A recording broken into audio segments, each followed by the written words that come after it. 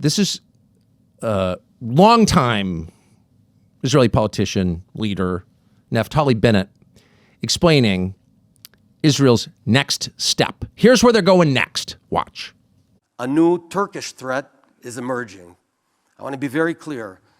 Turkey and Qatar have gained influence in Syria, are seeking influence elsewhere and everywhere throughout the region. And from here, I warn, Turkey is the new Iran.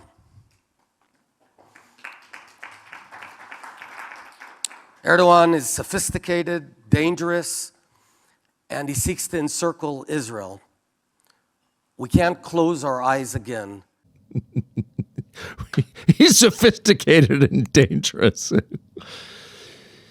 It's hardly an endorsement of Erdogan, the Turkish leader, hardly an endorsement of him to say, when Bennett says he's dangerous, what he really means is he's sovereign. We can't tell him what to do. We don't fully control him. We can influence him, and it's clear that Israel and Turkey did have some kind of relationship in the overthrow of Bashar al-Assad in Syria last year, just a guess. But the real problem with Turkey is that it can't be controlled. So it is therefore a threat to Israel. And again, not attacking Israel. That's true. That is true. In the same sense that when we have hostile leaders in big countries in our hemisphere, it really bothers us. And sometimes we kill them, regime change them. And we make up this whole, no, it's really important. The people of country X need to be free. But really, we need to be unconstrained because we're a great power. That's what it is.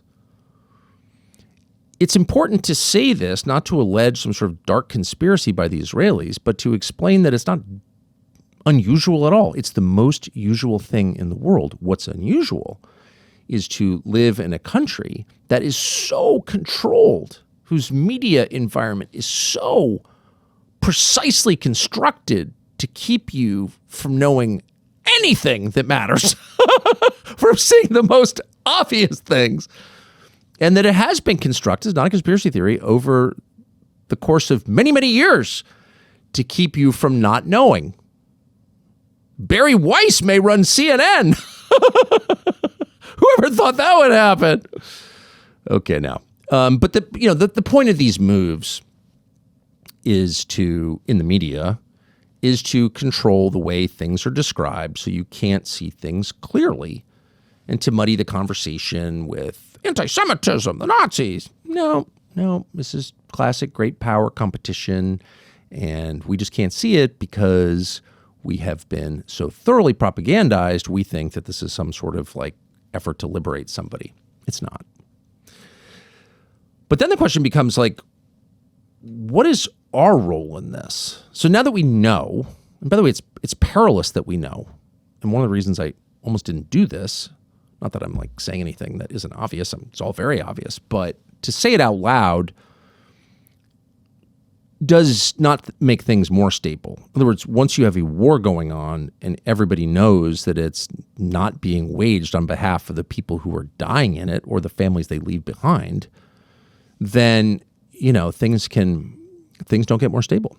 So, and no one wants to add to the present instability. But I just think it's important to know the truth and to know what our leaders have planned because, as you already know, they lie and they have no scruples at all. And there are very few people in Washington who have fewer scruples than Senator Tom Cotton of Arkansas. I hate to say that. Know him well. But this clip from a Sunday show, which apparently still exists, yesterday, really tells you a lot about how they're thinking and about where they'd like to take us next. So this is Senator Tom Cotton of Arkansas yesterday. Good morning, Margaret. The President of the United States warned the American public that there could be casualties, American casualties. Does that mean the U.S. is putting boots on the ground?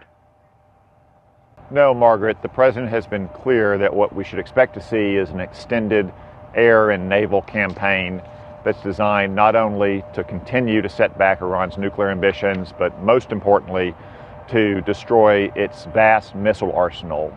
Many more missiles than the United States and Israel have air defenses combined, as well as the missile launchers and its missile manufacturing capability. Now, obviously, one risk of that kind of campaign is that an aircraft could be shot down and the president would never leave a pilot behind.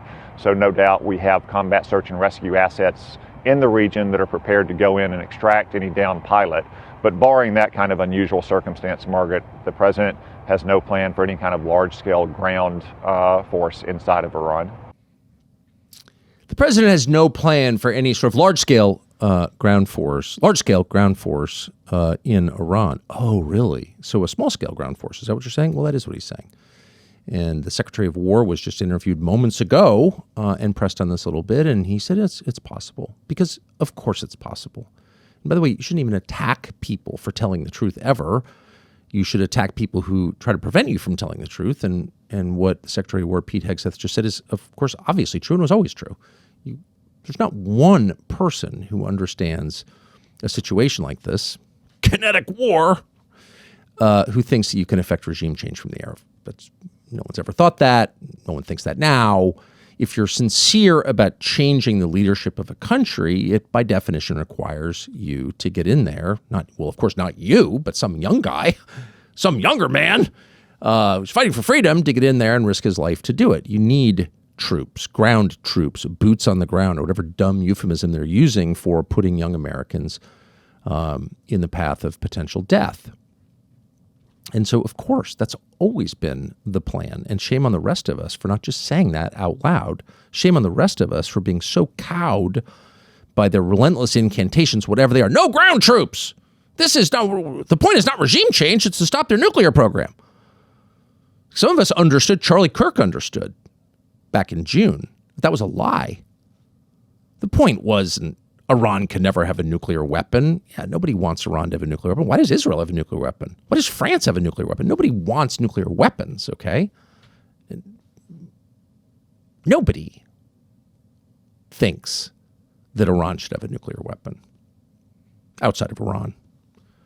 But no honest person believed in June, and now those people have been vindicated, that this was about stopping them from getting a nuclear weapon. It was regime change, and regime change requires ground troops, and therefore, if you're serious about it, you're going to get ground troops.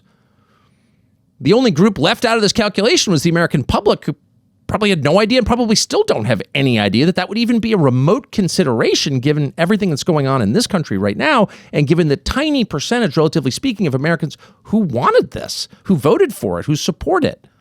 The leaders of both parties support it. Chuck Schumer supports it more fervently than Trump. MSNBC just did a long segment on this, which I watched, about this war, and it's the fault of the Gulf states. Oh, it's the Gulf states. Yeah, it's Qatar again. Barely even mentioned Israel. They're all on the same page. They're all neocons. When it comes right down to it, they all support this. But the public doesn't support it, and it's terrible for the United States. And by the way, if you think it's a good idea for the U.S. to get out of the Middle East, which it might be, by the way, that's not a crazy desire. This is not the way to do it. Humiliated with American dead, that's not the way to get out of the Middle East. But that's how Israel wants us out of the Middle East. You won't come back. They can pivot to their new partner, China. And Israel can provide the tech that will even up the match against the Chinese tech that Pakistan used in their last confrontation, scared China. They realized we need better tech. China's like, oh yeah, we've got the better tech. So it's a natural alliance, and there are other reasons it's a natural alliance.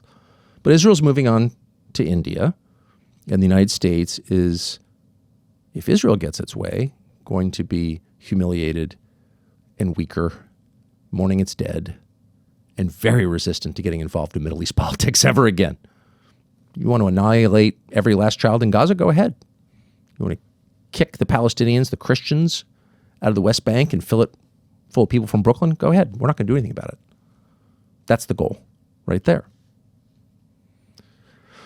So along the way to that happening, Americans are going to die.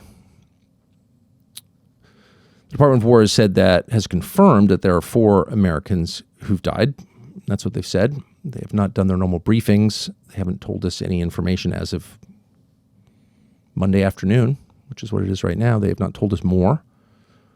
But it's pretty clear that tragically more have died. And I think that's upsetting to people in the administration. I don't think that they make these decisions lightly, and I think a lot of the commanders who sent those young men into this war had ambivalent feelings about it. I mean, they did for sure. So it's not attacking anyone who gave the order, because again, they're employees giving orders. But the people who advocated for this, their attitudes about the death of young Americans, really the best Americans that we have, on behalf of a foreign power that really has contempt for us. Is there any other world leader who has more contempt for the United States than Benjamin Netanyahu? No. There just isn't. There's pure contempt for the United States. And these people died for him? If you're commenting on this, if you're trying to understand it from afar, you've got to grieve over that. It's so unfair. It's so wrong. And yet the people who've advocated for this don't seem to care at all. Thanks for watching our YouTube channel. We hope you'll subscribe to it. And by the way, you can hit the little bell on there and get notifications every time we produce a video. We hope you'll do that also.